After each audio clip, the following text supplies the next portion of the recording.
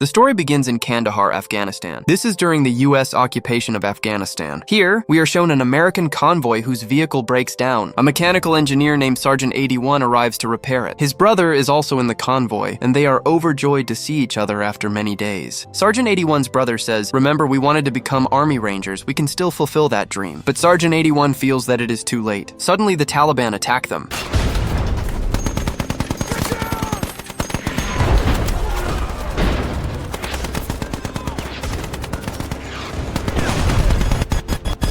During this attack, everyone except Sergeant 81 is killed. Sergeant 81's leg is badly injured. He rushes to his brother and lifts him onto his shoulder because he is still breathing. But before he can reach the hospital, his brother dies. After this incident, Sergeant 81 is awarded the Silver Star Award, and only then does he regain his senses. He is on a bus with other soldiers. He is actually going for Army Ranger training, just as his brother wanted. 2 years have passed since that incident, yet he still has not forgotten it. Soon, they arrive at a secret camp deep in the jungle where their training begins. This training is extremely rigorous. Sergeant 81 does not socialize much with anyone there, but he successfully completes the training tasks. However, he is now getting very little sleep. His senior officers want him to become a team leader, but he is not interested. Then they perform an exercise inside a pool where they must walk underwater while holding dumbbells. The one who stays underwater the longest completes the task. While walking underwater, Sergeant 81 remembers the moment when he carried his brother on his shoulders. His leg had been injured during that moment. He becomes so lost in his past memories that he stops breathing. He faints underwater. The instructors quickly pull him out of the water and revive him. After this, his superiors call him to their office. While he is waiting outside the office, he sees news reports showing an asteroid in the sky heading toward Earth. Strange changes are taking place within it, as if it is breaking apart on its own, something scientists cannot explain. Soon, he is called inside the office where his major and commander are present. They tell him that he should leave the training because he is suffering from PTSD, or post-traumatic stress disorder. They explain that the human mind can enter this state after experiencing a major traumatic event. The major and commander suggests that he attend counseling programs so he can fully recover. For this reason, they say he will have to leave the Rangers program and return home. But Sergeant 81 refuses. He says, "I do not want to leave this program at any cost." Azer replies, "I have never seen a candidate like you in my entire life, but you are an engineer. You know that every machine has a limit, and yours has already been reached. So sign these papers and go back home." Sergeant 81 stands up and says, "I have to prepare for the parade." With this, he leaves the room, which angers both the major and the commander. The next day, we see that many Rangers have been expelled from the program because they failed to complete their tasks. But Sergeant 81 still joins the mission. The commander tells everyone that this is their final task. If they complete this task, they will officially become Rangers. Everyone is overjoyed to hear this announcement. After that, they are taken to another location where the commander explains their mission. He tells them that the enemy has shot down one of their aircraft in the middle of the jungle. They will be dropped into the jungle and must reach the crashed aircraft. Their task is to destroy the aircraft so the enemy cannot recover it. He also tells them that their pilot is being held captive in a nearby village. They must rescue the pilot and safely bring him back to base. This is the mission assigned to them. Sergeant 81 will lead the entire operation. Soon, they are dropped into the middle of the jungle. They travel throughout the entire day. At night, while they are resting, a huge explosion suddenly occurs nearby. When they look up, they see burning embers rising in the sky. In reality, the object that crashed near them was the same asteroid that had been seen earlier in the sky. It is now breaking apart and falling to the ground in pieces. However, the soldiers believe that their commander discovered their resting location. They assume the explosion was meant to scare them during the mission. After that, they continue their mission during the night. By the next morning, they reach the river where the crashed aircraft is located. Meanwhile, their radio has not been working since the previous night. Sergeant 81 tells his entire team that they must destroy the aircraft as quickly as possible. At that moment, he notices something glowing deep in the jungle. He tells his team to move toward the aircraft and plant the explosives. He says, "I will go and check that glowing object and then return." His team proceeds toward the aircraft and attaches the bomb. Sergeant 81 is shown approaching the glowing object. He soon realizes that it is actually the same aircraft he was sent to destroy. At that moment, he hears a loud explosion in the distance. His teammates have successfully detonated the aircraft. However, Sergeant 81 notices that the glowing object in front of him remains completely unharmed. It appears as if not even a single scratch has touched it. Suddenly, the mysterious object rises into the air. The object begins attacking them. It turns out to be a highly dangerous war machine. Sergeant 81 rushes back as the war machine starts killing many of his comrades.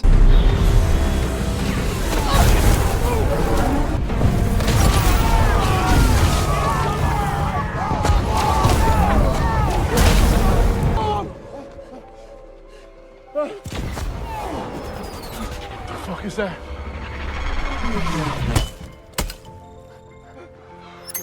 Oh shit. Get down!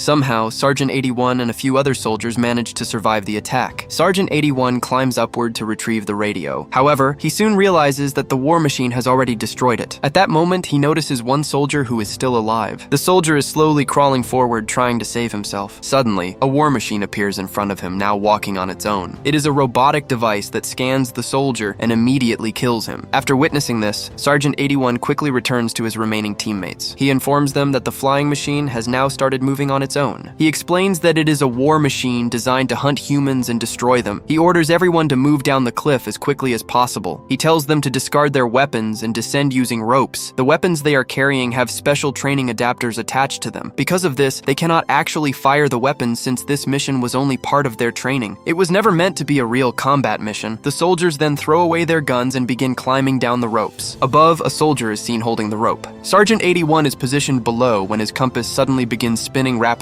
on its own. He immediately realizes that the war machine is nearby. But before the last soldier can descend, the war machine scans him and kills him instantly. As a result, staff number 7, who had come to assist them, falls from above. His leg is badly injured. Meanwhile, the war machine moves to the top of the cliff. It begins scanning the entire area. However, the soldiers are hiding beneath a large rock. Unfortunately, 7's injured leg comes within the machine's scanning range. The war machine suddenly begins attacking them. They immediately run for their lives and manage to move out of its range. Now they are confused about where this machine actually came from. Some believe it could be a secret weapon created by Russia. Others think it might belong to China. But the truth is something entirely different. They continue moving forward while carrying 7 with them. Soon they reach a river with an extremely strong current. Sergeant 81 risks his life by crossing to the other side of the river first. He ties a rope so the others can safely cross. As the soldiers begin crossing the river using the rope, the compass once again starts spinning rapidly. Suddenly, the war machine attacks again. The rope snaps under pressure. All of them fall into the river and are swept away by the powerful current. The war machine also enters the water in an attempt to destroy them. To survive, the soldiers dive underwater and allow the current to carry them away from the machine. Their only goal now is to reach the camp as quickly as possible. Because of the fast river current, they eventually drift very close to the camp. Soon, they finally reach the location along with 7. But when they arrive, they discover that the camp no longer exists. All that remains is a pile of ashes. This means the war machine had already reached there earlier and killed everyone. It completely destroyed the entire base. Sergeant 81 carefully examines the area. He then tells his teammates that the war machine did not come from the earth. It came from the sky. He points toward a very high rock formation. He explains that the object first struck that rock before falling into the river below. They had attempted to destroy it there, which is when it began attacking them. At that moment, one soldier remembers something. He says, "There has been news on television for a long time about an asteroid approaching Earth. I think this might be the same thing." Another soldier asks him what he means. Sergeant 81 replies, "He's right. Whatever that thing is, it is not from our world. It is an alien war machine. We must reach another base as quickly as possible so we can warn everyone." Nearby, they find an APC vehicle.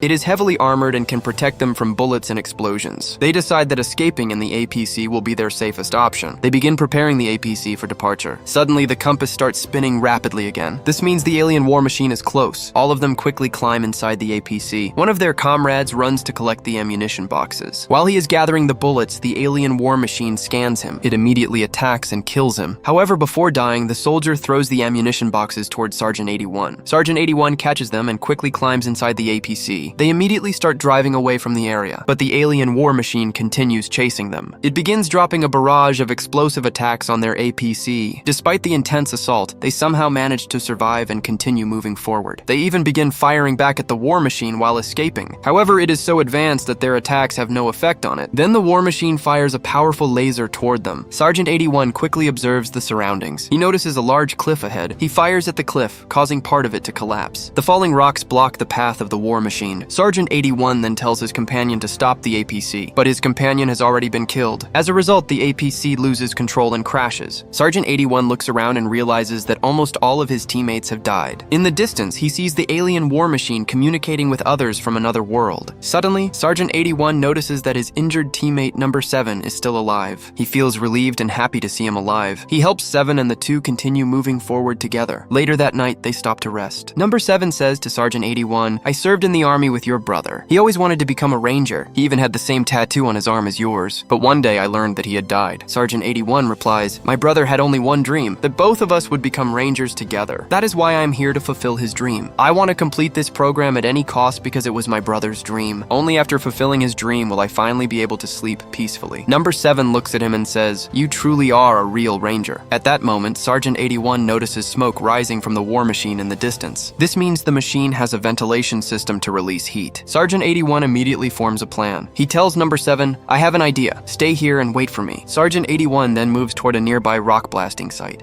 The area contains several construction machines, including JCB bulldozers and blasting equipment. Sergeant 81 fires a flare gun into the sky. The alien war machine detects the signal and quickly moves toward the location. However, Sergeant 81 has already planted several mines in the area. When the war machine arrives, the mines explode. A massive blast surrounds the alien machine. At that exact moment, Sergeant 81 arrives driving a JCB bulldozer. He pushes the war machine toward a cliff, where a large rock-crushing machine is installed. The crusher has a control panel positioned above it. By this time, the war machine begins overheating. To release the heat, it opens its ventilation system. Sergeant 81 had been waiting for this exact moment. He quickly activates the crusher using the control panel. This causes a large amount of small stones above the crusher to fall downward. Because the ventilation system is open, the stones are forced directly inside the war machine. Sergeant 81 continues pushing the war machine back as it tries to move away. At that moment, the war machine attacks the machine he is using and throws it towards Sergeant 81. But before it can fall on him, Sergeant 81 quickly jumps away and escapes.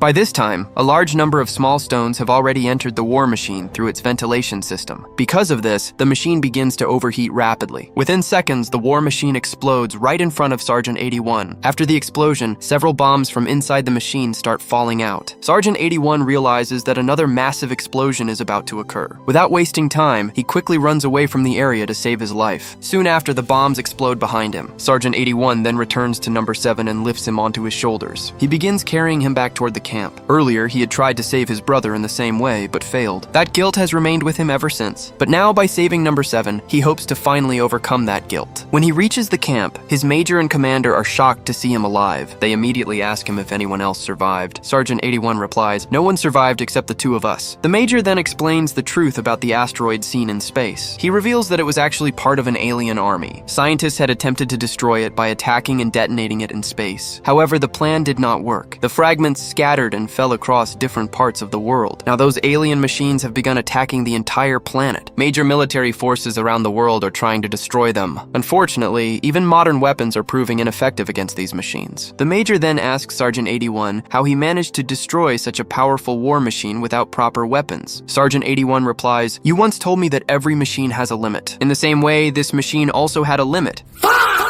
When it overheats, its ventilation system opens automatically. If something blocks that ventilation from the inside, the machine overheats even more and eventually explodes. He then suggests spreading this information across the world so others can defeat the machines the same way. After this mission, Sergeant 81 is officially promoted to the rank of Ranger, fulfilling his brother's lifelong dream.